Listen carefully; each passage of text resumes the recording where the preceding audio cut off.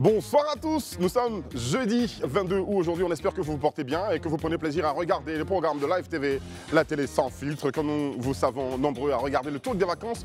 Nous sommes contents, un autre numéro s'offre à vous, je vais vous souhaiter donc la bienvenue avec nous. C'est parti.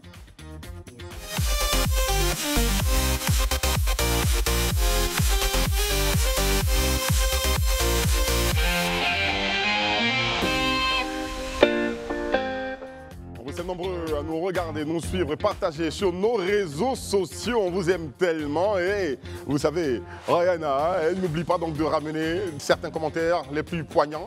Bien sûr, qui participent à regarder et à animer cette émission avec nous, parce que nous savons que vous êtes avec nous et tous ces sujets-là vous intéressent. On a récupéré Isabelle Vauvor qui est avec nous. Bonsoir. Bonsoir chez vous. Écoute, je suis toujours contente d'être sur ce plateau, de quitter un peu mon JT. Oui. Mais de toute façon, tu vas nous laisser tout à l'heure pour aller quand même le faire et revenir. Oui, bien sûr, toujours très au bien, rendez-vous. Très bien, on aime te savoir l'information. Avec ce petit sourire qu'elle arbore souvent quand elle présente le journal, c'est très bien. Comment ça va, Rihanna? Ça va très bien. T'es très gentille, t'as cédé la place pour passer la permutation. Je ne peux que quand même. Isabelle nous manque quand elle n'est pas là. Voilà. Ah là là, c'est gentil, On est content de lui donner la place. Très Et bien. toi, comment vas-tu? Je vais bien, un peu grippé et fatigué à la fois, mais bon, on a la force pour servir. C'est cela, c'est cela. Juste à côté, Arnaud Goï. Bonsoir Eric, bonsoir à toute la team et bonsoir à tous les donneurs de sang de Côte d'Ivoire, à tous les camarades qui donnent le sang, qui sont des héros et qui sauvent des vies chaque jour. Oh. Je pense à tous les amis de mon association qui seront à San Pedro. C'est quoi cette association? Ça s'appelle comment? La Garde citoyenne. La Garde citoyenne. Exactement. Donc avec le CNTS, on sera à San Pedro ce week-end pour mobiliser des personnes pour le don de sang. Oh, bravo. Ouais, c'est noble. Bravo. Placement Gandhi. de produits en même temps. On peut faire la chaîne de nos organisations. Non, mais ça, c'est un produit très utile. C'est le placement des sang.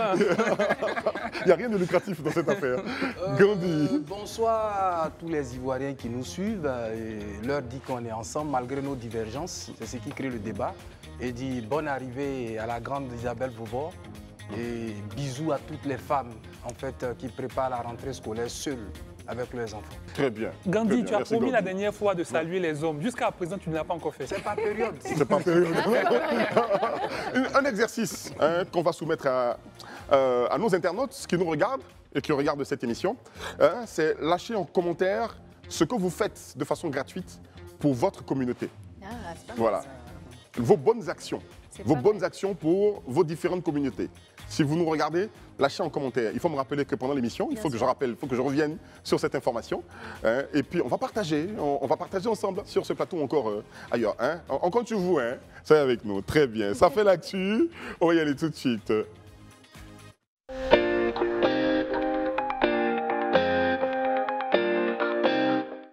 Immigration clandestine, 113 Ivoiriens en conditions difficiles en Libye sont rentrés au pays dans la nuit donc, du 20 au 21 août.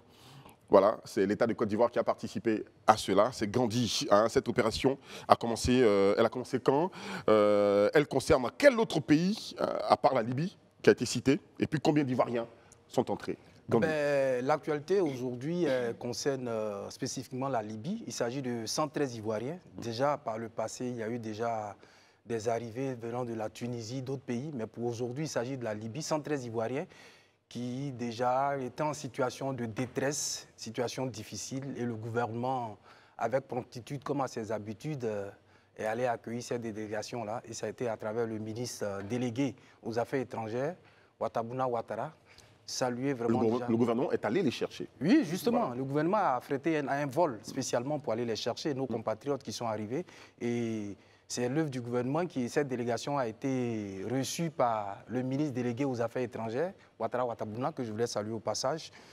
Donc, voici que depuis mercredi, ils sont au pays, ils ont foulé le sol ivoirien et le gouvernement les accompagne psychologiquement, matériellement pour leur intégration. D'accord, pour faire la genèse, donc on se demandait, est-ce que c'est seulement la Libye qui est concernée, sachant que cette opération n'a pas commencé seulement ce mercredi, il y a quand même quelques mois derrière. Oui, déjà, il faut dire qu'à ce jour, déjà, nous sommes à moins de 400 personnes pour dire que ça a été un processus. Mais le pays, en fait, qui a été aujourd'hui touché, c'est la Libye. Déjà, l'année passée, vous savez que l'an dernier, la Tunisie avait été déjà touchée. Mais déjà, dans le monde entier, la Côte d'Ivoire, notre pays, à travers le gouvernement, avait déjà reçu moins de 400 migrants gens qui étaient en situation difficile. D'accord. Voilà.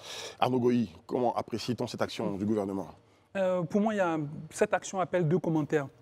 Le premier, c'est de féliciter les autorités quand même parce que très souvent, quand des Ivoiriens se sont trouvés en détresse à l'étranger, on a eu le gouvernement ivoirien qui a affrété des vols pour faire rentrer nos compatriotes. On se souvient des enfants qui avaient eu un accident malheureux au Ghana. Le gouvernement également affrété un vol et puis a ensuite assuré le soutien sanitaire, mais également psychologique pour ce qui concerne ces enfants. Donc pour cela, il faut tirer le chapeau au gouvernement. Mais à côté de cela, je suis un peu inquiet et je me pose beaucoup de questions parce qu'il y a de nombreuses campagnes qui sont faites pour pouvoir dissuader des gens à tenter l'aventure. De passer par la Libye, ensuite par prendre la mer et puis tenter de regagner les côtes italiennes pour la plupart. Il y a beaucoup de campagnes qui sont faites dans ce sens-là. On voit qu'il y a un pays qui affiche son développement, mais malgré ça, on a constamment des Ivoiriens qui vont à l'étranger. Est-ce que le pays ne fait pas suffisamment rêver? Est-ce qu'on n'a pas suffisamment d'opportunités? Est-ce que... enfin, qu'est-ce qui motive cela? Parce que ceux qui partent, c'est quelquefois des personnes même qui ont des activités ici, hein, parce que le voyage coûte cher quand même, 2, 3, 4, 5, 10 millions pour certains, pour aller passer par la mer, être dans des situations difficiles, mais ils préfèrent subir ça plutôt que de rester dans un pays qui, a priori, est en train de se développer. Donc je me demande pourquoi ce contraste? C'est la question que je vais poser à Isabelle Vauvort. Hein. Vu l'évolution de notre pays, qu'est-ce qui pousse encore des Ivoiriens à tenter cette aventure périlleuse, on va dire? Je vais situer un peu le contexte et puis je vais répondre à ta question. Bon, déjà, il faut savoir que le programme du président de la République, c'est la Côte d'Ivoire solidaire. Donc, dans cet élan de solidarité, l'État de Côte d'Ivoire, en partenariat avec l'OIM, a mis en place un programme d'assistance au retour volontaire et à la réintégration des migrants. D'où donc, comment dirais-je, le retour de ces 13 migrants-là. Mais pour rappeler aussi quelques chiffres, en 2018, c'était 1357 migrants qui sont rentrés de la Libye. En 2023, 1700. Et donc, en fait, ça fait des chiffres qui sont quand même parlants. Maintenant, là où moi, je suis vraiment pas, pour une fois, on va dire ça comme ça, en phase avec le gouvernement de Côte d'Ivoire, c'est que voici des individus qui vont à l'aventure, sans se conformer donc à la légalité du pays en question, parce qu'ils y vont sans forcément avoir les procédures de visa, etc., légales d'entrée, en tout cas les conditions légales d'entrée. Et puis, ces individus-là, c'est normal en fait qu'ils soient emprisonnés, par exemple, en Libye, parce qu'ils ne respectent pas, en tout cas, les règles du pays.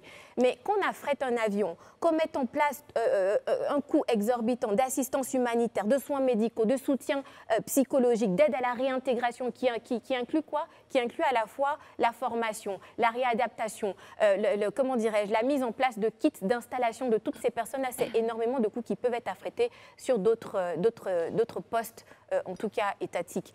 Moi, je trouve en tout cas que c'est irresponsable de ces personnes-là de partir comme ça à l'aventure, d'autant plus que parmi les personnes qui reviennent, il y a des enfants, donc souvent ils partent même en famille. Et comme Arnaud l'a dit précédemment, et ça je vais m'appuyer aussi sur un reportage du journaliste Traoré-Thier, qui a mis en exergue justement que les personnes qui vont à l'aventure de façon, comment dirais-je, irrégulière, comme on le dit, c'est minimum 3 à 5 millions de francs CFA qui sont mis justement pour faire le passage clandestin. Et souvent, même ces personnes-là vendent leurs biens, ce qu'ils ont ici, pour pouvoir partir à l'aventure. Donc, c'est dommageable, c'est irresponsable. La question de tout à l'heure, c'était de savoir pourquoi est-ce qu'ils partent à l'aventure. Moi, tout simplement, c'est basé sur le fait que c'est de l'irresponsabilité totale, même si, selon l'OIM, la cause donc, de ces départs est à 89% pour des raisons économiques. Mais ces raisons économiques, quand on regarde bien, comme précédemment, je l'ai dit quand je m'appuie sur le reportage du journaliste Traoré-Thier, qui est même parti en Libye, hein, il a été dans les prisons libyennes, il a vraiment enquêté sur le terrain pour sortir donc ces différents éléments-là. Ils ont de l'argent quand ils sont ici, mais seulement parce qu'il y a les réseaux sociaux, parce qu'on rêve On rêve d'ailleurs. On rêve d'ailleurs, tout simplement. On pense que l'herbe est plus verte chez le voisin que chez soi. Donc forcément, on a envie de partir à l'aventure, mais c'est dommage. Mariana ? Je salue la pertinence du point d'Isabelle quand elle parle justement de tous ces budgets qui sont alloués pour le rapatriement de ces individus. Après, faut-il comprendre que la Côte d'Ivoire mérite quand même de garder une certaine image et une certaine dignité vis-à-vis de ce qui se passe dans, j'ai envie de dire, dans l'opinion internationale.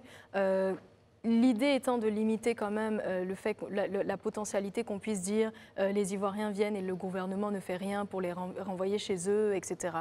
Mais c'est vrai que par derrière, quelle politique est mise en place justement pour vraiment baisser le taux d'immigration clandestine dans les pays étrangers? Tu demandais les motivations de ces personnes. C'est vrai que pendant des années, on a parlé du taux de chômage qui est élevé, on a parlé des difficultés, mais les chiffres nous montrent bien que ce taux de chômage, bien qu'il ne soit pas encore là où on souhaiterait qu'il soit, donc à 0% idéalement, mais diminue de façon considérable. Quand on parle de 3 à 5 millions pour effectuer ces voyages-là, je sais que pour commencer un petit commerce, sachant que nous vivons quand même dans un pays qui est encore un pays dans lequel on peut commencer avec peu de budget, des petits commerces qui peuvent rapporter. On a l'exemple de beaucoup de personnes qui sont dans les marchés, de femmes qui se battent tous les jours avec des petits montants, donc qui ne sont même pas de 3 millions de capital. Donc pourquoi ces personnes-là ne vont pas plutôt investir dans des petits commerces qui peuvent leur apporter leur petit pain quotidien? Moi, je pense que ça vient tout simplement d'un complexe. C'est juste l'idéalisation de l'ailleurs. C'est juste de façon psychologique. On se dit tout simplement qu'on n'est pas bien chez soi. On choisit la facilité d'aller ailleurs parce qu'on se dit qu'on peut faire des petits boulots. Mais pourquoi est-ce que ces petits boulots, on ne les fait pas ici pour contribuer au développement de ce pays? C'est peut-être pas bien payé ici, ces petits boulots. Alors c'est mieux payé qu'ailleurs, parce que les conditions de vie, les conditions de vie dans la plupart des pays qui sont prisés par ces immigrants-là sont beaucoup plus difficiles qu'en Côte d'Ivoire, sauf que les gens préfèrent souffrir ailleurs. C'est encore une fois de l'idéalisation. On se dit qu'ailleurs c'est plus beau, on se dit qu'ailleurs on a plus de rêverie, de réussite, mais en fait non. Donc c'est vraiment ce complexe-là qu'il faut régler dès sa base. Il faut pourquoi pas, j'ai envie de parler de sensibilisation, mais c'est vrai qu'on a déjà eu énormément de campagnes de sensibilisation contre l'immigration clandestine. Mais c'est clair que des solutions beaucoup plus pertinentes doivent être trouvées. Dans les commentaires, un internaute il dit eux, ils ont décidé de partir, mais ceux qui sont restés ici voient leur magasin détruit. Par les divertissements. Qu'est-ce qu'on doit faire pour cela? Qu'est-ce qu'on doit faire pour cela? Je peux compléter ce que je disais. Il va intervenir rapidement. Je crois qu'il y a deux choses. Il ne faut pas minimiser la grande envie des gens de partir. Surtout que chaque année, on a rappelé les chiffres, Isabelle également a rappelé, chaque année on est obligé de rapatrier des personnes, etc. Ça veut dire qu'il y a un vrai malaise.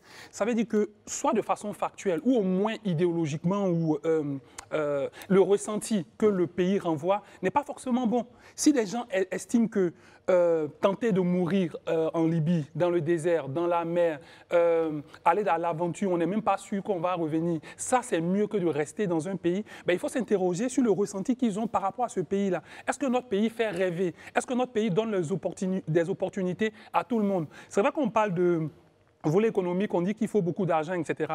Tous ceux qui partent n'ont pas tous un commerce. Hein. En général, très souvent, ils sont accompagnés par des familles. J'ai eu à constater ça.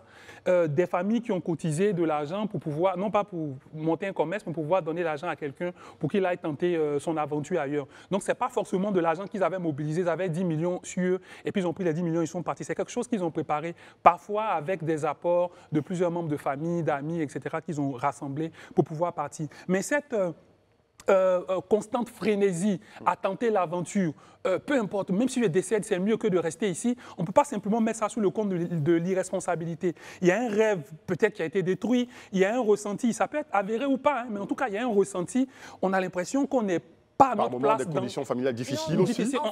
On a l'impression qu'on n'est pas forcément à notre place dans notre propre pays. Et puis finalement, les gens se disent qu'il faut peut-être prendre moi, je suis choquée et je reste sur ma position, c'est de l'irresponsabilité. Des familles vont se cotiser pour envoyer leurs enfants aller se suicider. Mais attendez, on est dans quel pays en fait? C'est-à-dire que c'est tellement grave, c'est-à-dire qu'ils ont de l'argent.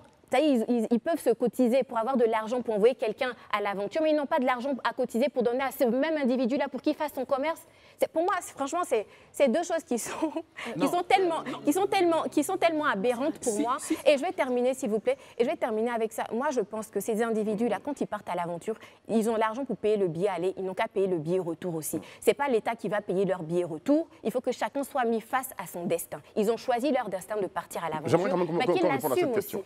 qu'il assume. Voilà. J'aimerais quand même qu'on réponde à cette question de l'internaute. On est passé rapidement dessus. Ceux qui sont restés, qui ne vont pas à l'aventure, qui ont fait des magasins pour vivre de ces magasins-là et qui ont vu leurs magasins cassés, qu'est-ce qu'on fait pour eux? C'est dans les commentaires qu'on le lit. Non, mais ça pose réellement le problème de la réalité qu'on vit en Côte d'Ivoire. Ceux qui partent, ils ne vont pas parce qu'ils ont envie de partir. Là, à ce niveau, je ne suis pas d'accord. Tout à l'heure, Isabelle a dit, en fait, c'était de l'irresponsabilité. Non, je ne suis pas d'accord. Je vais vous donner un exemple. Même quand quelqu'un a commis une infraction qui va en prison, l'État se doit de le suivre étant en prison. Donc, je ne peux pas comprendre que des gens se retrouvent dans un pays et puis la plupart du temps, ils ne sont pas rapatriés parce que c'est de leur fait. Vous voyez, par exemple, en Libye, ils sont rapatriés, ils sont allés à l'aventure, ils constatent qu'ils sont maltraités, c'est indépendamment de leur... Ce qui s'est passé, par exemple, en Tunisie, ce n'est pas de leur fait. On constate que le président tunisien, il fait une déclaration où il est tense et obligatoirement, ceux même qui vivaient bien sont obligés de revenir en Côte d'Ivoire. Donc, ce n'est pas toujours de leur fait. Mais les gens des représailles contre ces Ivoiriens. Parce que là-bas, en fait, les Africains noirs sont ciblés et ils sont maltraités. On a constaté ça à un moment en Afrique du Sud. Des gens qui sont allés à l'aventure, qui étaient peut-être bien traités, parce qu'il y a certaines décisions, il y a certains écarts, ils sont innocents et puis ils prennent les pots cassés. Et quelles ont été ces formes de maltraitance? Les formes de maltraitance, c'est une sorte d'esclavage, parce qu'ils sont achetés, en fait, c'est une sorte d'esclavage. Je ne pense pas qu'un Ivoirien puisse quitter, mais le pays ne fait pas rêver à l'heure actuelle. Et c'est ça. Quand quelqu'un quitte ici pour aller déjà dans les pays arabes, voilà, des milliers de personnes, c'est pas deux, on peut pas dire des milliers. Donc, il y a un problème parce que les chiffres qu'on nous donne pour dire que nous sommes dans un mieux-être, nous vivons bien, contrastent avec la réalité. Non, mais attention, quand même, moi je pense que les questions d'immigration clandestine, on en parle depuis près d'une décennie et ce n'est pas propre à la Côte d'Ivoire. Donc il faut arrêter, à chaque fois qu'il y a des questions d'immigration clandestine, de prendre des élans de développement pour en faire la conséquence ou la cause. Non. Ce n'est pas parce qu'on a cassé donc, des magasins de ferrailleurs que ça veut dire qu'en Côte d'Ivoire, il n'y a aucune chance de réussite. Là où on a cassé des magasins de ferrailleurs, il y a des gens qui ont commencé des business avec 50 000 francs, que ce soit dans le commerce agroalimentaire ou dans les vêtements, en ligne, etc. Et ça marche très bien et ils arrivent à subvenir aux besoins de leur famille. Non, ça c'est un cas parmi tant d'autres. Non, justement, c'est un cas propre à la Côte d'Ivoire. La Côte d'Ivoire, parlez pas tous ensemble, s'il vous plaît. Elle termine et vous intervenez après. Ce que je suis en train de dire, il y a des mots, c'est vrai, mais n'allons pas tout de suite dans l'extrême qui dit que c'est parce qu'on a cassé tant ou bien c'est parce que ceux qui sont ici ont tel problème. Non, l'élan de développement a ses conséquences et malheureusement, on est encore en train d'essayer de gérer ça. Donc ne mettons pas ce qui se passe forcément de négatif dans des points isolés, dans des cas précis. Ne mettons pas ça comme la cause de l'immigration clandestine. Comment tu expliques Mon propos a été très précis. Des gens partent. Mon propos était, il y a la question de l'internaute sur les casses. Sur les casses, effectivement. Il y a la question de l'internaute sur les casses. Mon propos a été bien précis. Je n'ai pas ciblé une cause précise de chômage, etc. Je n'ai même pas cité les causes. Mais je dis l'impression que les gens ont. Elle peut être avérée ou pas, mais en tout cas, l'image que les gens ont de notre pays, ceux qui partent là, c'est qu'ils estiment que le pays ne leur fait pas rêver, ne les fait pas rêver. Et puis, c'est pas propre à la Côte d'Ivoire, certes, mais la Côte d'Ivoire est dans le top de ceux qui partent. Donc pourquoi chaque année, des milliers de personnes décident, certains sont ivoiriens, d'autres ne le sont pas, mais on retrouve plusieurs ivoiriens, parce que là, il s'agit des ivoiriens. Pourquoi des milliers de personnes chaque année, malgré la sensibilisation, malgré tout ce qu'on dit, décident quand même de partir? Il y a une question de ressenti par rapport au pays. On ne peut pas dire qu'ils sont juste irresponsables, tous les milliers de personnes sont tous suicidaires, qu'on les laisse. On ne peut pas juste s'arrêter à... On dit que c'est des raisons individuelles, donc propres à... Il y a forcément des raisons individuelles, mais une chose est sûre, c'est qu'ils estiment que le rêve qu'ils entretiennent là, il y a bien sûr les réseaux sociaux également qui incitent, parce que ceux qui sont partis renvoient une image de paradis de l'Europe. Il y a également ça. Mais on ne peut pas simplement limiter le fait à l'irresponsabilité de milliers de personnes chaque année. On n'a que des milliers de personnes chaque annne. Pour moi, ce n'est pas suffisant. Ces milliers de personnes représentent... Même si c'est 0%, ce sont des Ivoiriens. S'il te plaît, Arnaud, je suis d'accord avec ton élément de réponse. Ce que j'essaie juste de nuancer pour faire comprendre, il y a un mal, c'est vrai, mais ces milliers de personnes représentent quelle part de la population ivoirienne? Là où des milliers aussi de personnes arrivent à réussir en partant de rien, on ne peut pas en faire la cause de l'immigration clandestine. Il y a un volet qui est au-dessus justement de ces questions-là. Et c'est un volet pour moi qui est plus psychologique. C'est un profond désespoir qui amène justement à se dire qu'on idéalise les pays d'ailleurs, alors que c'est faux. Tu dis que justement ceux qui sont partis renvoient une image positive. Mais non, on a vu avec les campagnes de sensibilisation qu'il y a eu les années dernières, on a vu des personnes venir expliquer ce qu'ils vivaient comme calvaire. On a vu ça aussi. Je prends les chiffres. Ceux qui réussissent. Non, attends, Ceux qui réussissent, comme on le dit dans les petits commerces, c'est qui? Parce qu'en fait, il y a un fait qui est clair, et Arnaud l'a dit. Ceux qui partent sont des Ivoiriens. Et c'est ce fait-là. On n'a même pas besoin de donner les raisons. On constate que les Ivoiriens, en grand nombre, vont à l'aventure, espérant réussir, quittant leur pays. Mais à la réalité, c'est parce que leur pays ne leur offre pas, en fait, l'Eldorado. Ça, c'est clair, c'est un fait. Maintenant, pourquoi? Parce que je ne sais pas pourquoi on peut parler d'irresponsabilité. Non, on va permettre à Isabelle... C'est dans cette illusion qu'il ne faut pas tomber. Non, mais l'illusion, c'est Ne parlez pas tous ensemble. Attention, attention. Juste un mot. Vas-y, Arnaud. Quand j'ai parlé de renvoyer une image positive, je veux dire que même quand ils sont dans des conditions difficiles, ils vont se faire des selfies, etc. et puis faire croire que là-bas, c'est le paradis. Mais pourquoi donc? C'est ça que je voulais dire. Maintenant, deuxièmement... C'est incompréhensible. Deuxièmement, quelle est la part de la population? Non, je ne crois pas qu'on doit atteindre un seuil. Il y a un seuil qu'on doit atteindre pour pouvoir s'alarmer. Non, on parle de milliers d'Ivoiriens chaque année. Peu importe que ça représente 0,1 ou 0,0,0. Peu importe. Ah, mais tu as dit quelle part par rapport à truc? Donc ça veut dire que c'est pertinent. Mais non, ce n'est pas la moitié de la population ivoirienne qui est en train de déserter le pays. Non, ce n'est pas la moitié, mais ce sont des milliers. Donc, on va entendre l'avis d'Isabelle qui pourra peut-être vous départager sur cette affaire. Attention, il représente quelle part? Mais attention. Il ne faut pas que ça reste entre tous les deux. Non, mais attention à comment il interprète mes propos. Qu'est-ce que tu as dit? C'est important. Pourquoi la part? Laisse-la parler. On utilise quand même les chiffres pour évaluer quand même de la pertinence d'un propos ou pas. Ce que je suis en train de dire, il y a des raisons, oui, qu'on a des difficultés en Côte d'Ivoire, c'est vrai. Beaucoup de gens vivent des difficultés, c'est vrai. Mais il ne faut pas dire que les gens désertent le pays et que c'est dû à ça. Parce que ce que je suis en train de te faire comprendre, c'est qu'il y a un facteur qui va au-delà. Là où des gens arrivent à réussir malgré ces difficultés, si des gens idéalisent ailleurs, ça veut dire qu'il y a un complexe par derrière. C'est ce que je suis en train de dire. Je n'ai pas dit. Il n'y a pas de problème. Le pays ne fait pas rêver. Tu connais un pays qui fait rêver et qui est l'Eldorado? C'est ce qu'ils croient, c'est ce qu'ils poursuivent. Mais c'est ce qu'ils croient. On va permettre à quelqu'un d'autre d'intervenir. On vous a bien compris tous les deux. On espère arriver à vous départager, donc à vous faire comprendre chacun son point de vue. Pour résumer, ceux qui partent à l'aventure, ce sont des complexés, frustrés et surtout ils sont irresponsables. Moi, je pense que cet argent-là, l'État, en tout cas, dans ce programme... Non, je termine. L'État, à travers le programme... S'il vous plaît, si je peux me permettre de terminer. Tu vas y aller. L'État, à travers le programme d'assistance... Il faut que tu retires que c'est irresponsable. Non, mais c'est irresponsable d'aller mourir, d'aller illégalement dans un pays, c'est irresponsable. On est d'accord? D'emmener son enfant, de partir soi-même, en fait, illégalement dans un pays, c'est irresponsable. Il faut regarder Parce qu'on parle de l'illégalité.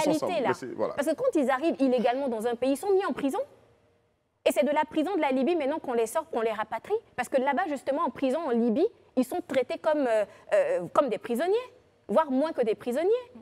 C'est pour ça qu'ils reviennent en fait en Côte d'Ivoire. Maintenant, le programme d'assistance au retour volontaire et à la réintégration des migrants, moi je suis d'accord que ce programme-là puisse servir par exemple à des Ivoiriens qui vivent à l'étranger mais qui sont confrontés par exemple à des cas de xénophobie, à une guerre civile ou encore à des cas de racisme. Là, je suis d'accord qu'on les rapatrie. Si ton enfant, sans te demander la permission, sort de la maison la nuit, il se trouve être en difficulté, attrapé par la police, confondu avec des voleurs, mis en prison. OK? Maltraité en prison. Parce qu'il est sorti sans ta permission, tu le laisses périr? C'est pas la même chose. Non, mais tu vas le ramener, mais tu vas lui dire qu'il a été irresponsable. C'est en cela que... C'est pas la même chose, faut pas tout confondre. C'est pas la même chose. Si mon enfant... Aller à l'aventure n'est pas forcément irresponsable.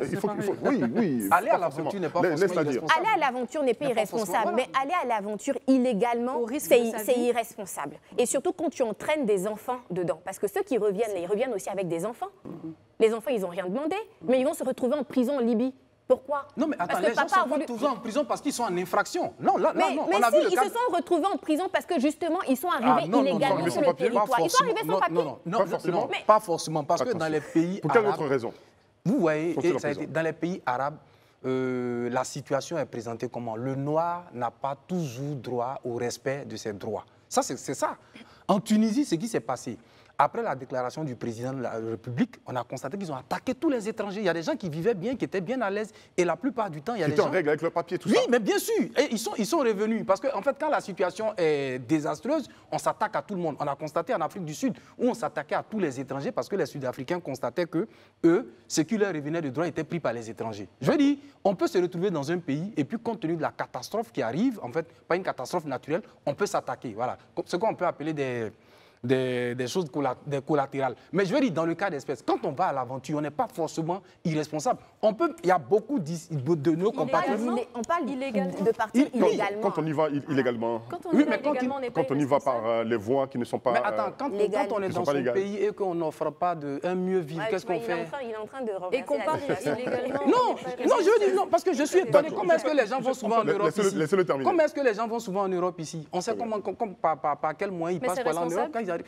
Mais attends, c'est pas responsable, mais ils vont pourquoi? C'est ce qu'on a dit. Donc c'est pas responsable, tu dis? Oui, justement. Très bien. Mais Donc, attends. à partir du moment où tu dis c'est pas responsable, mais c'est parce que justement, ils ont assisté ici à des gouvernants qui n'ont pas pu leur offrir ce qui. Est-ce qu'on pourrait dire aussi que les gouvernants sont irresponsables? Non, on n'a pas dit parce pourquoi. Non, mais en fait, c'est les faits. C'est-à-dire que le fait est là. responsable. Les gens, ils vont à l'extérieur pourquoi? Pour un mieux-être. Et parce que ce mieux-être-là, ils n'ont pas pu l'avoir chez eux. On est d'accord. Voilà, donc on est unanime. Maintenant, la raison aujourd'hui, c'est de Tout à dire fait. pourquoi est-ce que les gens s'en vont et comment est-ce qu'on peut réduire ce mal. C'est ça, c'est sur ça qu'on doit discuter. La Côte d'Ivoire a Sinon, on ne beaucoup peut pas dire- de programmes, hein, donc avec le programme PSGouv et l'agence Emploi Jeune. L'État de Côte d'Ivoire fait quand même des efforts pour essayer donc, de trouver de l'emploi ou encore d'insérer tous les jeunes hein, donc, dans le tissu social, encore les aider donc, à trouver du travail. Et des efforts restent à faire, on en est sûr. Hein, de la communication autour de tous ces programmes-là. Hein, et puis surtout ceux qui ont vu, pour tenir compte quand même de la sortie de notre internaute, ceux qui ont vu leur magasin, leur commerce, leur petit business détruit à cause, je veux dire, de déblaiement. Quand on préparait la canne, beaucoup se sont plaints. C'est resté quand même sous silence, hein, on n'est pas revenu dessus. OK, et maintenant, donc pour des raisons justifiées quand même, il y a des magasins qui sont cassés. On se dit, ils n'avaient pas le droit d'être là, ça a été cassé. Pour les empêcher d'aller ailleurs, je pense qu'on devrait aller encore plus loin, faire beaucoup d'efforts pour venir en aide à toutes ces populations. On va poursuivre cette émission, passer à autre chose, avec bien sûr l'info du jour.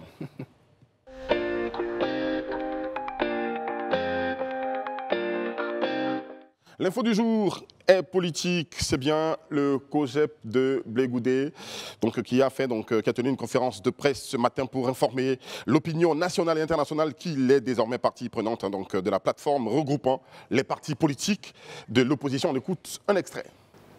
Le COJEP a produit un communiqué annonçant qu'il prend acte de cet appel et qu'il lui donnera une suite en temps opportun. En attendant, le COJEP tient à informer l'opinion nationale et internationale qu'il est partie prenante de la plateforme regroupant l'ensemble des partis politiques de l'opposition et des organisations de la société civile signataires de la déclaration du 9 août 2024 au siège du PDCI à l'appel du Dr Simone Eyvé Gbagbo. Le COJEP note la volonté affichée de tous les acteurs politiques de l'opposition à conduire le régime sur le chemin d'un dialogue inclusif en vue de garantir l'organisation d'élections crédibles et transparentes dans notre pays. Le COJEP reste ouvert à toutes les initiatives politiques qui mettent la Côte d'Ivoire au centre de leur projet.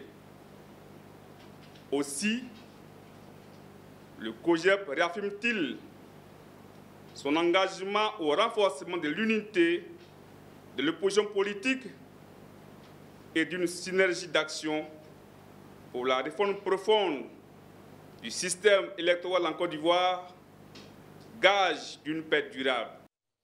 Et cette déclaration a été faite de la bouche de Bly Roselin, premier vice-président du parti de Blé Goudé, donc en l'absence du président de ce parti Blé Goudé qui n'était pas là donc à cette conférence de presse. Arnaud Goï, quel est ton commentaire? Oui, le président Charles Blé Goudé n'était pas là à cette conférence de presse. On a vu le vice-président parler, n'était pas très rassurant hein, dans sa posture en tout cas. Mais pour ce qui est du contenu... Pourquoi donc? Analyse la il était plongé dans son texte, à peine s'il levait les yeux, avait l'air intimidé. Franchement, c'était pas. C'est l'analyse de qui? C'est son analyse personnelle. Non, c'est très personnel. C'est son ressenti. C'est mon ressenti. On reste des humains. Non, hein, mais en oui. soi. il était en train de lire un discours. Oui, c'est mon ressenti, mais au-delà, il y a une façon de lire les discours. Au-delà de cela, je crois qu'ils ont le parti de Charles Blé Goudé a dit des choses qu'on savait déjà, qui sont signataires de la charte. Là, ça, on l'avait bien compris puisqu'ils l'ont paraphé. Il est revenu sur le fait qu'ils n'ont pas encore donné de réponse formelle. Qu'en temps voulu, ils donneraient une réponse à l'appel de Beaunois. Ça également, on le savait. J'ai plutôt l'impression que cette conférence de presse a été faite parce qu'on se rappelle de cette vidéo qui avait fuité de la formation. D'une séance de formation où Blé Goudé s'était adressé à ses militants et finalement cette vidéo s'est retrouvée sur le net. Qu'est-ce qu'il avait dit dans cette vidéo? Il avait dit en substance qu'il n'était pas pour des alliances juste pour pouvoir dégager quelqu'un du pouvoir et qu'on ne le retrouve pas dans ce genre de choses et qu'il ne s'associe pas à ce genre de personnes. Alors que Elle n'a pas été publiée de façon officielle. C'est une fuite. Exactement, sur les réseaux sociaux.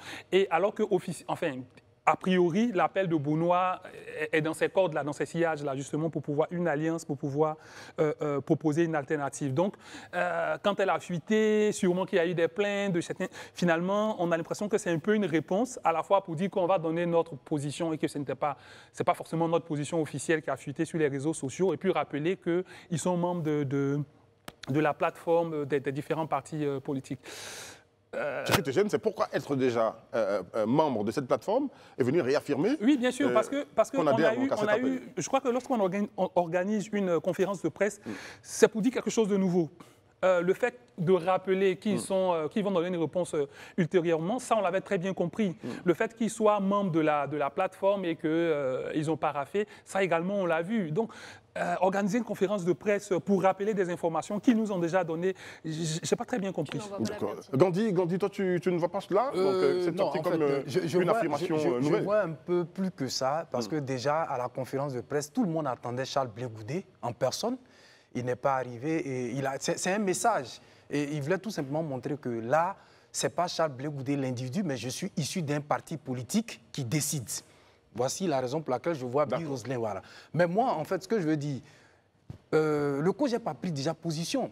Des deux appels, il a opté pour l'appel de Simone Gbagbo, c'est clair. Voilà, donc, c'est déjà formel. Et pour dire, en fait, que des deux appels, l'appel de Simone Gbagbo est plus formel, le contenu est plus lisible, contrairement à l'appel de Beaunois, dont le contenu est encore méconnu. Je pense que c'est le message clair que le COJEP a passé. Et là, le COJEP est resté constant, il est resté logique à lui-même pour dire que nous luttons pour certaines conditions, mais nous ne luttons pas exclusivement pour dégager un individu, comme Blé l'avait dit. D'accord, même lecture ou avis différent, Isabelle? Non, je suis plutôt dans la même lecture qu'il fait. Justement, c'est le COJEP qui s'exprime et non pas Charles Blé Goudé. Donc c'est une sortie qui vient un peu recadrer les propos de Charles Blé Goudé qui ont fuité ça et là sur les réseaux sociaux. Mais concrètement, c'est une démarche qui est cohérente et qui date depuis longtemps vis-à-vis de Simone et Yves Gbagbo. Elle n'est pas du tout opportuniste. Et j'aimerais aussi convoquer un peu l'histoire. Un peu avant 2020, quand Simone Gbagbo avait été amnistiée avant d'être graciée, il avait été donc fait cas du fait qu'elle puisse prendre la tête du FPI en son temps. Charles Blé Goudé était sorti, il avait soutenu publiquement, en tout cas si c'était le cas. Également, là où Laurent Gbagbo a refusé de recevoir Charles Blé Goudé, Simone et Yves Gbagbo l'a toujours reçu, ils se sont rencontrés plusieurs fois. Donc je pense que c'est énormément de faits à la fois personnels mais aussi politiques qui font qu'aujourd'hui, il est toujours dans cette même cohérence avec son parti politique qui est de soutenir donc Simone Gbagbo. Après, le fait de dire oui, comment dirais l'appel de Simone Gbagbo, il y a un contenu et celui de Laurent Gbagbo, il n'y a pas de contenu. Moi, j'ai envie de dire le contenu de l'appel de Beaunois est plus ou moins connu. Le premier axe, c'est de se mettre ensemble pour enlever quelqu'un. Donc, quand il dit, par exemple, Charles Blé Goudé, quand tu marches avec n'importe qui, n'importe quoi t'arrive, ce sont aussi des éléments de réponse à l'appel de Beaunois, plus ou moins. Est-ce que c'était un statut visé? Ce n'était pas un statut visé. Mais en tout cas, c'est comme ça qu'on pourrait l'interpréter au niveau politique. Voilà. Il faut savoir que Charles Blé Goudé, c'est quand même un fin politique. Il ne dit jamais rien pour rien. Si ces vidéos-là ont fuité, c'est aussi peut-être pas pour rien. Voilà, rien n'est fait au hasard. Donc voilà, moi, il reste en tout cas dans sa démarche cohérente, dans sa démarche qui date de longue date et aussi qui n'est pas opportuniste vis-à-vis de Simone et Yves Gbagbo. D'accord. Éric Mariana, Landry, oui, j'ai dis-moi. envie de te dire, ne nous en veut pas de constamment vouloir lire entre les lignes de quelqu'un qui est constamment en train de nous inviter à lire entre les lignes avec ses proverbes quotidiens. Donc moi, je lis de cette conférence, oui, la réaffirmation de leur engagement justement à l'appel de Simone Gbagbo, qui est d'ailleurs de toute pertinence et la juste continuité des choses, parce qu'on a vu aussi qu'il a toujours gardé cette relation de fils vis-à-vis d'elle, même depuis son retour. Mais par derrière, je lis aussi cette volonté de dire, lorsque c'est concret, lorsqu'on a été considéré, à sa juste mesure, ben, on marche avec ceux qui nous ont considérés. Et on ne marche pas forcément tout de suite avec ceux qui ne nous ont pas considérés et qui, justement, ont besoin de nous aujourd'hui pour avoir une voix de plus. Donc moi, je lis en tout cas de façon cohérente ces différentes actions, ces différentes sorties. Après, comme on le dit, hein, la politique, ça reste quand même la saine appréciation des réalités du moment. Est-ce qu'on pense qu'il est toujours sur le jeu du mi-figue, mi-raisin ou encore Alors, j'y vais pas, je dis pas. Alors, ou c'est encore, pas forcément ce qui se présente, il entretient le mais quand suspense. même, la porte ne se ferme pas et c'est un bon pas politique de ne pas complètement fermer la porte parce qu'on ne sait jamais en politique de quoi est fait le lendemain. C'est une façon de rester objectif, de s'engager là où il est sûr de vouloir s'engager et de ne tout simplement pas donner réponse là où il n'est pas sûr de vouloir donner réponse. Après, on verra la suite. Il est clair que pour le moment, on n'est pas sur une affaire de coalition pour aller tout de suite aux élections. Non, c'est pas ça, on est sûr de cela pour le moment. Oui, on est sûr de cela. Contrairement à l'appel de... Bon, contrairement à ce que disait Isabelle, oui, c'est clair que Laurent Gbagbo a annoncé les couleurs, c'est proposer une alternative. Maintenant, après, comment ça se fait? Est-ce qu'on soutient le meilleur au premier tour? Est-ce qu'on se met ensemble? Est-ce qu'on rédige un projet? Je crois qu'il y a tous ces éléments-là qui ne sont pas encore définis et qui restent flous. Mais ce que je tiens quand même à noter, c'est que tout de suite et sans embâche, le COJEP a adoubé la démarche, enfin, la démarche de Simone et la coalition de ce parti. Mais en revanche, comme tu le disais, il reste toujours très évasif, on va répondre plus tard, etc. Pourtant, pour l'appel de Simone Gbagbo, il n'y a aucune ambiguïté. Hein. On a signé, ça a été paraphé, ça a été réaffirmé même en conférence de presse, par communiqué, etc. Donc, l'appel de Laurent Gbagbo semble être... Lourd. Éric, si tu permets, hein, Éric, moi ce que je veux dire, en fait, les gens attendent le COJEP rapidement dit oui à l'appel de Benoît. En fait, c'est ce que les gens attendent, parce que par le passé, on sait que Blé Goudé, comme il le dit, il a pour père politique Laurent Gbagbo, donc à cet appel-là, on aurait souhaité que rapidement, qu'il puisse rapidement rentrer dans les bras du président du PPAC, ce qui n'est pas. Mais je pense que c'est bien le contenu, contrairement à ce qu'Isabelle dit, le contenu de l'appel de Benoît qui est encore flou. C'est pas flou, c'est lourd, mais si je peux me permettre... Le contenu, l'appel de Benoît est pour le moment mis sur le côté, pour ce qui concerne le choix de Blé Goudé, pour le moment. Il n'y a pas que Blé Goudé, tous les lieutenants de Gbagbo Laurent. Quand on voit, il n'y a pas que... Je ne sais pas pourquoi on s'acharne sur Blé Goudé, il y a Afi, il y a Simone, il y a Mamadou Koulibaly. On va détendre toute cette affaire-là pour regarder la vidéo du jour.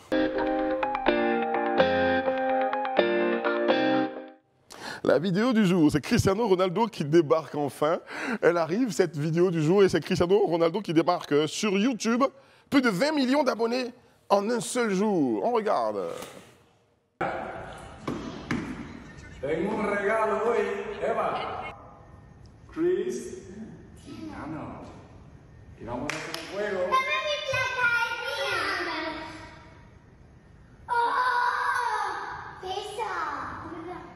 Ese no me gusta lo que vemos en YouTube. Espera, de aquí. Ojo los deditos. Va, para. Si lo gano yo y le das un beso. Cristiano Ronaldo est-il en train de préparer la fin de sa carrière? Est-ce que tu peux nous traduire tout ce qui s'est passé là? Oui, qu'est-ce qui s'est passé? Qu'est-ce qu'il a dit? Traduction? En français facile, il est super content d'avoir eu un award de YouTube. Il a dit quoi? C'est ce que je suis en train de dire. En français facile, c'est ce que je suis en train d'expliquer. Voilà, il le présente à ses enfants, il en est fier. Et puis voilà. Bon, grosso modo, Cristiano Ronaldo, footballeur portugais de renommée internationale, 39 ans, voilà, qui a 600 30 millions de followers sur Instagram, vient de lancer donc sa chaîne YouTube qui, en 24 heures, a fait environ 20 millions d'abonnés. J'ai envie de me demander pourquoi est-ce que ça cartonne autant et va-t-il devenir le plus grand youtubeur au monde? J'ai noté en tout cas quelques indices. Déjà, premier indice. Déjà, sur toutes ces vidéos, on voit qu'il y a une traduction en français, en portugais, en anglais. Il y a également un contenu de qualité avec des moyens de production qui sont comparables donc aux plus grands youtubeurs au monde. Et je vais citer à l'instar donc le roi de YouTube, l'américain Monsieur Beast, avec 311 millions d'abonnés. Donc tout ça, en tout cas, ça s'inscrit dans une stratégie de maximisation de son audience. Là où, par exemple, Lionel Messi cumule quelques 2,2 millions d'abonnés. Il n'y a pas de comparaison à faire sur ce plan. Ne venez pas faire comparaison. Attention, il ne faut pas nous envoyer au gré. On va commencer. Non, attendez. Je ne suis pas d'accord, il faut vous calmer sur cette affaire. Non, mais c'est même pas. On laisse Isabelle finir. On va revenir sur ça. Et donc, quand on connaît en tout cas le cycle du talent humain évoluant donc avec l'âge et avec le physique, Cristiano Ronaldo, j'ai dit précédemment, il a 39 ans, donc on pourrait penser en tout cas qu'il a plus ou moins envie de se reconvertir comme people. Voilà. Il est déjà people, il le fait déjà depuis toujours. Sa carrière, la gestion, sa communication, il est beaucoup plus présent sur les réseaux que Messi. Il est people malgré lui. Pour le moment, il est dans les crampons d'un footballeur. Mais là, il ouvre en tout cas les portes de sa maison. On va le découvrir donc avec ses enfants, avec sa femme. Et j'en veux pour preuve un autre indice que j'ai également noté, c'est qu'en 2022, sa femme, Georgina, avait sorti donc sur Netflix une télé-réalité où elle avait déjà commencé à ouvrir les portes de son couple, en tout cas avec Cristiano Ronaldo et leurs enfants, qui est déjà à sa 2e saison. Donc on a envie de se dire en tout cas que c'est un couple qui se positionne aujourd'hui comme de véritables people, voilà, et qui vont nous servir une télé-réalité assez inédite. Ça va payer beaucoup d'argent, ça va augmenter encore, je veux dire, son revenu hors football. Et people, ça, voilà, dans le business, ça rapporte. Même si je prends le risque de t'interroger, parce que tu vas nous dire que Cristiano Ronaldo est plus fort que Messi. Ce qui n'est pas vrai. Cette information du grain, vas-y, dis-nous, donne-nous ton avis. C'est toi qui le dis. Bon, enfin, pour reprendre tes mots, Cristiano Ronaldo est plus fort que Messi, comme tu l'as dit. Mais au-delà de cela, comme disait Isabelle, Cristiano Ronaldo, c'est une personnalité différente avec sa femme qui est plutôt voyante sur les réseaux sociaux, etc. C'est une famille qui est très exposée. Il y a beaucoup de partenariats sur ses... Qui fait des téléréalités. Exactement. On voit que ses entraînements, ses séances de musculation, systématiquement sont mis sur Internet. Et puis il alterne des vidéos vraiment de qualité avec des vidéos comme avec un téléphone ici, en famille, immersion, pour donner l'impression qu'il est vraiment proche de ses abonnés. C'est le meilleur joueur au monde. C'est normal. Rapidement.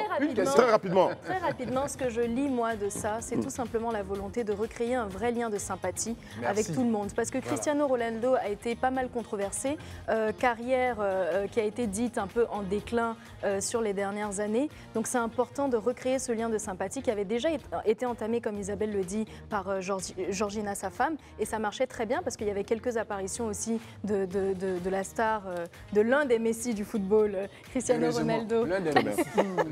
Merci à tous. On reste ensemble, restez avec nous, suivez l'actualité. Donc informez-vous, restez avec nous. Nous sommes de retour et nous avons encore récupéré Isabelle Vauvor qui nous a offert donc, toute l'information sur l'actualité d'ici et d'ailleurs. On est content encore d'être avec toi. J'espère que demain tu seras là ou pas. Si on est 5 demain, si vous êtes 5, c'est pas grave, non. Si tout le monde est là demain, hein Maï? Oui, tout le monde est là demain, c'est vendredi. Mais tout le monde va être là demain. Ça va être compliqué si Maï n'accepte pas. Elle va accepter. Maï, elle va accepter, obligé. Tout le monde sur le plateau. Si elle pas, demain. Elle sera là demain. Tout le monde sera sur le plateau demain. Aïcha, tout le monde. Voilà. Donc tu seras là demain. C'est confirmé là. Tu seras là demain. D'accord. Et Aïcha Crépi aussi. Et Rayana aussi. Et les 2 garçons aussi. Très bien. Tout le monde sera là demain. C'est vendredi. On va pas se prendre la tête, on va faire la fête sur le plateau. D'accord. Et vous aussi, vous serez avec nous sur les réseaux sociaux. Donc à commenter, partager notre direct. Et là, on parle de vous, mais vous êtes 5 sur ce plateau parce que on va applaudir la Côte d'Ivoire ou ce fils de la Côte d'Ivoire. Nous parlions à l'instant donc d'immigration clandestine. Il est parti par les bonnes voies, les meilleures voies, les voies autorisées au Canada. Et il a été honoré. Si un fils d'un pays est honoré dans un autre pays, c'est le pays qui est honoré. Il s'appelle Aboubacar Sanogo, qui a été valorisé au Canada et qui a reçu un prix d'excellence. C'est cela. Bonsoir. Oui, bonsoir. Monsieur Sanogo, oui. Bienvenue sur notre plateau. Merci à vous. Le plaisir pour moi d'être sur le plateau de Live TV. Voilà. Oh, Un plateau que je regarde chez moi au Canada. Très bien. À l'émission Live Talk Vacances. Voilà. Très bien. On est d'autant plus content que vous n'avez pas pris l'accent du Canada. Comment est-ce qu'il parle l'accent? J'aurais du mal à imiter le français québécois qui est un peu plus répandu comme français au Canada. Très bien. Voilà, mais bon. Mais là, vous êtes où? Moi, je suis à Toronto, en Ontario. Très bien. Oui. Très bien. Voilà. D'accord. Parlons de ce prix, oui. de cet honneur que vous avez reçu au Canada. De quoi s'agit-il? Oui, il Comment s'agit tout est parti? Du prix du meilleur éducateur francophone de l'Ontario. Il faut dire que l'Ontario, c'est une province bilingue, mais majoritairement anglophone. Et le prix, c'est un prix qui est décerné par l'organisation Synergie Éducative, une organisation qui fait la promotion de l'excellence, du leadership scolaire et puis des compétences transférables. Et c'est la 5e édition. Et c'est remis au cours d'un gala qu'on appelle le Gala des éducateurs. En fin d'année, c'est un prix d'excellence, voilà, spécialement pour le milieu de l'éducation. Et là, j'ai été primé comme meilleur éducateur francophone de l'Ontario. Et quels sont les éléments clés de votre parcours qui ont permis qu'aujourd'hui vous receviez ce prix? Les éléments clés, mon parcours il est très long. Ça commence déjà en Côte d'Ivoire. Voilà, je suis étudiant formé de l'École normale supérieure d'Abidjan. Voilà, et j'ai enseigné en Côte d'Ivoire pendant 10 ans, principalement à Daloa, au lycée 5, au lycée 3, au lycée 1, voilà, avant de partir au Canada. Et au Canada, je suis enseignant professeur certifié de sciences physiques en Côte d'Ivoire.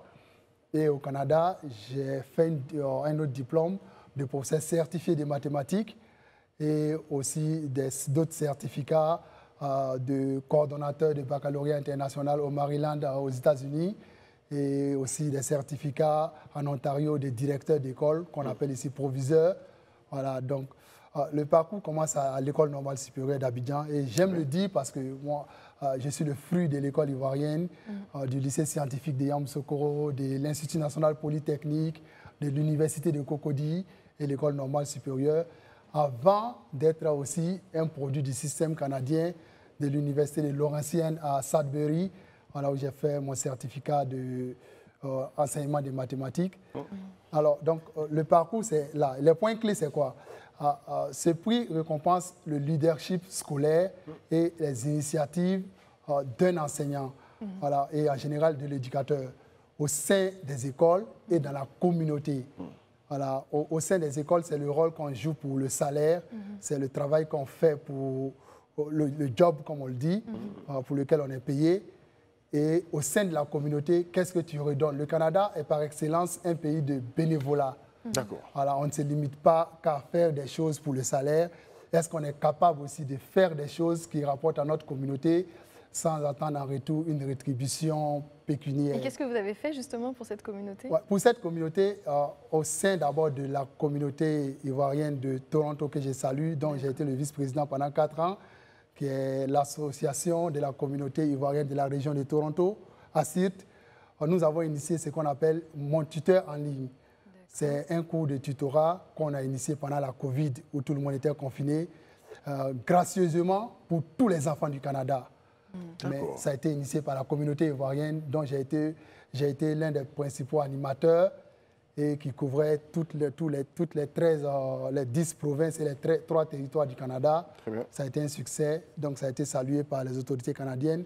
Et pour d'autres communautés aussi, à travers d'autres associations, j'ai apporté des choses à la communauté au-delà de mon travail à l'école. Monsieur Sanogo, bonne arrivée, félicitations. Merci. Et pourquoi et comment le Canada? Alors, pour un cerveau quand même, parce que tout à l'heure on parlait de migration, c'est aussi de la migration. Oui. Voilà. Mais pourquoi et comment le Canada? Très bien.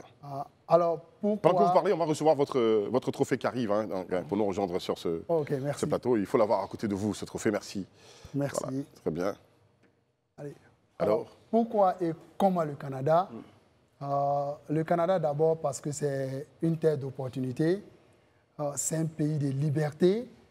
C'est aussi un pays qui donne la chance à tout le monde. Chacun a sa place au Canada. Et l'excellence, les compétences sont valorisées au Canada. Voilà, au-delà des diplômes, au-delà des personnes, au Canada, ce qui est mis en avant, c'est la compétence. Lorsque tu es compétent, tu te fais ta place et on te donne la place qu'il faut. Voilà, mais seulement, comme vous le dites, il faut y arriver légalement. Il faut avoir un projet de vie. Voilà, il ne faut pas atterrir là comme un cheveu sur la soupe. Voilà, il faut savoir pourquoi tu vas au Canada. Voilà, le visa, je le dis aux personnes qui veulent immigrer au Canada, avoir le visa pour le Canada est presque un acquis pour un Ivoirien moyen, diplômé. Ce n'est pas le visa l'objectif. C'est pas atterrir. C'est ce qu'on va y faire. C'est qu'on va y faire. D'accord. Voilà, donc c'est ce qui est important quand on arrive au Canada. Quelle lecture vous faites aujourd'hui du système éducatif en Côte d'Ivoire, vous qui parlez si bien donc, de ce qui se fait au Canada? Alors, la lecture que je fais du système éducatif en Côte d'Ivoire, d'abord, je vais saluer les efforts que notre gouvernement entreprend pour redorer le blason de l'école à travers la construction des écoles professionnelles. Je me suis promené un peu à travers le pays. J'ai vu qu'il y a beaucoup de chantiers à Ibempe, à Kong, je pense encore ailleurs, où il y a beaucoup de chantiers d'écoles professionnelles et des classes aussi, beaucoup d'écoles de proximité dans nos villages. Voilà, j'ai sillonné le pays sur près de 800 km jusqu'au nord. J'ai vu tous les mouvements dans les écoles. Mais à côté de cela, je constate qu'au niveau de la pédagogie, c'est-à-dire ce qui se passe au sein de nos écoles, il n'y a pas une grande évolution au niveau de la pédagogie. Voilà. Pour moi, chaque enfant a un talent. Chaque enfant a un talent. Il faut juste lui donner l'opportunité d'exploser. Et cette opportunité-là ne se donne pas au XXIe siècle, juste devant un tableau entre quatre murs. Il y a plusieurs ressources qui interviennent au sein d'une école. Mais je constate que notre pays n'embarque pas encore dans ce sens. Et c'est là peut-être qu'il faut faire beaucoup d'efforts. Isabelle? Vous parlez beaucoup, en tout cas, de talent dans le système éducatif. Est-ce que vous faites référence justement à la formation professionnelle? Ok. Ou vous parlez d'autres choses? Merci, cette question me fait plaisir. J'aime dire aux Ivoiriens, à mes amis, à mes collègues enseignants qui sont encore dans le système ivoirien, qui n'ont pas encore cette ouverture que nous, on a sur l'extérieur, que la Côte d'Ivoire est un peu dans un schéma ancien de l'école française, voilà, qui aujourd'hui a montré ses limites. Ailleurs dans le monde, le Canada en est un exemple, Singapour, et puis aussi je suis coordonnateur de baccalauréat international et je participe aux commissions pédagogiques internationales chaque mois avec des coordonnateurs du monde entier. Ailleurs, ça bouge. L'enseignement professionnel, l'enseignement général, en 2024, ne doivent plus être dissociés. Voilà, il faut faire en sorte que chaque enfant puisse exprimer son talent dans l'enseignement qu'il choisit. On peut être mécanicien comme talent, bon mécanicien, et vouloir faire des études pour devenir un avocat, des études supérieures en droit. Mais on ne doit pas exclure le talent face au diplôme. Très bien. Voilà. On aime bien ce que vous dites, hein, mais bon, moi je vais faire un petit tour de table avec mes chroniqueurs. Est-ce que quelqu'un parmi vous a déjà eu un diplôme d'honneur, un prix d'honneur à l'école? Ariana? Alors oui, moi quand j'étais au primaire, j'avais des petits tableaux d'honneur, mais sinon j'ai jamais eu vraiment de distinction, je veux dire, à cet âge adulte-là. La seule distinction, je pense que j'ai dû avoir, c'était peut-être ce petit trophée-là de reine de Live TV, je crois que c'était il y a 2 ans. Ouais. D'ailleurs, j'en étais très très fière, je l'ai exposé au salon, mais après, à part ça, aucune distinction, si ce n'est que l'amour que les gens me portent. D'accord. Lui, il a eu des tableaux d'honneur quand même. Oui, beaucoup, parce que moi, mon père, ma mère, mes oncles, ma petite sœur, enfin, l'essentiel de ma famille est enseignante. Donc, quand vous êtes issu d'une famille d'enseignants, vous savez que les enseignants sont plus exigeants, etc. Donc, voilà, on veut toujours que tu sois premier des classes. Quand tu es troisième, c'est un scandale, etc. Donc, oui, moi, j'ai eu beaucoup de tableaux d'honneur, en tout cas, dans mon parcours. Et plusieurs fois premier de classe. Oui. C'est cela. Oui, beaucoup. D'accord. Mais ça, c'est à l'école, non, c'est ça? Oui, à l'école primaire, au lycée. À l'université aussi, j'ai été major avec mon mémoire en droit. C'est un crack. Isabelle aussi? Oui, quand on était au primaire, à chaque fois quand tu faisais partie des 3 premiers, on affichait ta photo sur le tableau. Donc, ce n'était pas vraiment un tableau d'honneur, mais c'était honorifique en tout cas de venir à l'école, surtout quand tes parents viennent te chercher. Et tu es content en tout cas de dire « Ah, mais c'est toi qui est affiché aujourd'hui. » Voilà. Mais non, bon, parcours professionnel, j'en ai eu pas. Je me distinguais déjà en dictée. J'étais chaque fois le meilleur en dictée, depuis l'école primaire. Voilà. Donc, mon père est enseignant, donc je lisais déjà beaucoup. Mais jusqu'au lycée déjà, je me distinguais déjà en dictée, en fait, tout ce qui était philosophie, mais ça, c'était dans des disciplines. D'accord. Et puis bon, après, voilà, bien. chose, voilà. Et toi, D'accord, mais c'est trop tard, hein. Vous n'êtes pas d'aller au Canada, vous êtes ici avec nous. Lui, il est parti au Canada. Je vous ai toujours dit que sur ce plateau-là, c'est moi qui pose des questions. Non, je ne sais pas. Donc, On apprend à te connaître. j'aime bien votre... Alors, vous êtes arrivé au Côte d'Ivoire. Là, vous nous annoncez que vous avez fait 800 km quand même hein, pour parcourir le pays. Est-ce que vous êtes venu avec un projet? Oui, comme tout immigrant, ivoirien, africain, aujourd'hui le pays ça bouge, en Afrique ça bouge. On a tous l'intention un jour de venir servir le pays, d'apporter quelque chose ici. Donc j'ai parcouru le pays effectivement pour prospecter parce que j'ai des projets personnels. Je porte aussi des projets collectifs avec d'autres Ivoiriens qui ont envie de changer les choses en Côte d'Ivoire, dans le milieu de l'éducation et dans d'autres milieux. Et puis, voilà, donc, voilà. Très bien. Félicitations encore pour votre prix. Ce que je me demande, pour vous, quels sont les chantiers prioritaires aujourd'hui de l'école ivoirienne pour rehausser le niveau de l'école? Ok, très belle question.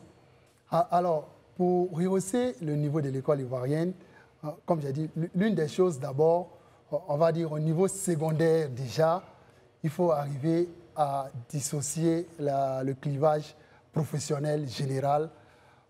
Le général, en Côte d'Ivoire, quand on dit général, c'est du théorique et c'est des enfants entre 4 murs et qui ne sont pas ouverts. On ne laisse pas ces enfants-là se frotter à des modèles, à des expériences de vie.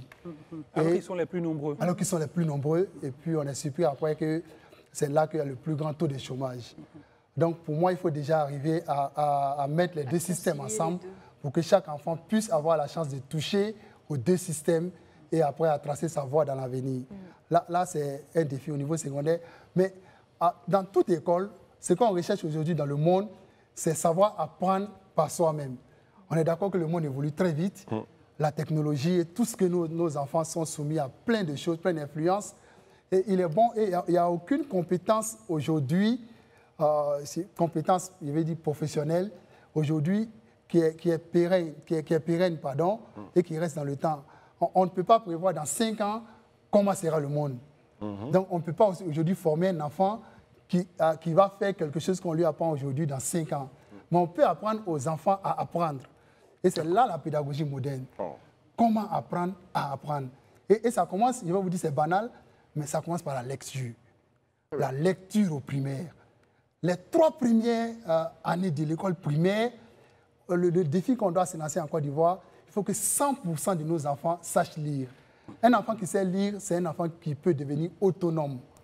Parce qu'il sait lire les consignes, on peut lui mettre des choses sous la main et il va les exécuter. Voilà. D'accord. Isabelle. C'est tellement important ce qu'il dit parce que notre pays est premier producteur de cacao et pourtant jusqu'en 2017 il n'y avait pas de filière chocolaterie en Côte d'Ivoire. Et moi je salue justement les efforts du gouvernement en ce sens parce que grâce au lycée professionnel Mohamed VI aujourd'hui à Yopougon, il y a une filière chocolaterie donc du coup on peut travailler le chocolat, on apprend en tout cas à tous les Ivoiriens à pouvoir travailler le chocolat et en faire justement un métier de demain parce que c'est super important et c'est juste une contribution à ce que vous avez dit précédemment. Merci bien. Très bien. L'école d'Ivoire. Vas-y. Quand vous parlez du baccalauréat international, c'est quoi, terre à terre? Le baccalauréat international, c'est un programme d'excellence qui est offert dans le monde et qui regroupe chaque année près de 2 millions d'élèves à travers le monde. Et ces élèves-là font une autre expérience de la pédagogie. Donc c'est un système c'est la crème du système éducatif mondial. Et ça met ensemble plusieurs cerveaux du monde qui travaillent à comment offrir le meilleur système possible à un enfant. Et aujourd'hui, le baccalauréat international, c'est reconnu dans près de 2000 universités à travers le monde. Donc, c'est que, pour parler terre à terre, lorsque tu fais le baccalauréat en Côte d'Ivoire, bac ivoirien, et que tu veux faire l'université, je prends un exemple banal, en Italie, on va demander de faire une équivalence pour voir quels sont les chapitres de mathématiques, les chapitres en français que tu as fait pour voir si tu as le bac italien. Mais avec le baccalauréat international, l'élève qui le fait en Côte d'Ivoire est automatiquement reconnu à travers le monde comme étant quelqu'un qui a terminé le secondaire. D'accord. Voilà, donc voilà. Quittons la pédagogie, hein, quittons l'enseignement. Par exemple, vous êtes président, vous avez dit, hein, donc, de la communauté... vice-président de la communauté pendant 4 ans. ivoirienne pendant 4 ans. Donc, alors, au Canada, 6 mois de froid, quand même, c'est chaud. Ouais. Comment ça se passe là-bas? Comment vous vivez? Comment vous vous entraidez? Comment la communauté ivoirienne s'entraide? Quels sont vos rapports? Quels sont vos projets? Qu'est-ce que vous y faites ensemble? Merci pour la question. Avant de répondre à cette question, je voulais saluer déjà ma présidente, Mme Carole Balou, qui a été la présidente pendant 4 ans pour la communauté ivoirienne de Toronto, et aussi le président Abel Pli de la Fédération des associations ivoiriennes du Canada. Voilà. Donc la communauté ivoirienne au Canada, le Canada d'abord c'est une confédération. Donc on a 10 provinces et 3 territoires. Donc en réalité 13 États confédérés qui forment le Canada. Donc la communauté ivoirienne dans chaque État est organisée, parfois même dans des villes de chaque État. Et cette communauté-là est fédérée autour de la Fédération des associations ivoiriennes du Canada. Et avec notre ambassadeur, son Excellence Ouattara Bafétigé, que je voulais aussi saluer et honorer sur votre plateau. J'aime le dire aux Ivoiriens, c'est le seul ambassadeur que j'ai vu qui joue dans l'équipe nationale de Côte d'Ivoire au Canada. Ce n'est pas à titre honorifique, il n'est pas dans l'équipe pour les honneurs, mais il est notre attaquant. Quand on joue la Coupe d'Afrique au Canada, il marque des buts. Ah ouais. Voilà, donc félicitations, attaquant de pointe. Attaquant de pointe, Excellence Ouattara Bafétigé. Ambassadeur à l'heure. Oui. Ah oui, ambassadeur à l'heure, merci bien. Alors, on est organisé en communauté partout, on s'entraide et on a un excellent produit, on appelle produit-service, le SICA. Voilà, et j'invite déjà pour tous les Ivoiriens qui sont au Canada, qui me regardent, d'adhérer à ces produits-là. C'est quoi? Le SICA, c'est la solidarité. D'accord, SICA avec S. Oui, SICA, S-I-C-A. D'accord. Voilà, c'est pour faire la solidarité en cas de décès. Parce qu'on a été confronté à des cas de décès au Canada. L'enterrement seulement peut coûter 15 000 $. Le rapatriement de corps en Côte d'Ivoire peut encore coûter plus. Et on a initié ce produit-là qui fonctionne comme une assurance où les familles cotisent. Et en cas de décès d'un membre, il reçoit dans les 48 heures 10 000 $ pour soutenir la famille, pour rapatrier le corps ou faire l'enterrement. Donc, et vraiment, d'autres communautés nous imitent et les gens s'inspirent de ce qu'on fait. Et puis voilà. Vous le méritez vraiment, ce prix. Je tenais juste à dire ça. Ouais, avec toute la communauté, beaucoup. La présidente Balou, Carole et tous les autres. Merci et félicitations donc, pour votre prix. Continuez ainsi. Donc, à bien représenter la Côte d'Ivoire au Canada, là-bas où vous êtes. Et puis encore, salutations à toute la communauté ivoirienne basée au Canada. On en connaît beaucoup. Donc, un de mes amis a été député d'une province donc, au Canada, d'une ville au Canada. C'est cela. Son nom m'échappe, mais bon, je pense que... Le maire Doumbia, c'est ça? Pardon? C'est pas le maire Doumbia? Non. Celui-là, il a à Caen. Celui-là, il a à Caen. Je parle de lui aujourd'hui, j'oublie son nom. D'accord, c'est pas grave. Merci de nous avoir regardés. Et puis d'être venu sur notre plateau, surtout à vous. Vous retournez quand? Je retourne le dimanche 25, voilà, au Canada. D'accord. Dimanche 25, c'est dans 2 jours seulement vous partez. Vous êtes là depuis quand? Je suis là depuis un mois et demi. D'accord. Plus qu'un mois et demi. Oui, très bien. Donc je parlais de l'honorable Ngwandi Patrice. Très bien, c'est venu. Patrice Ngwandi. Très bien. Merci à vous tous de nous avoir regardés. On se donne rendez-vous demain dès 19 h pour la dernière de la semaine. On dit ensemble encore sur ce plateau. Ok, merci à vous. Shalom. Shalom. Ouais.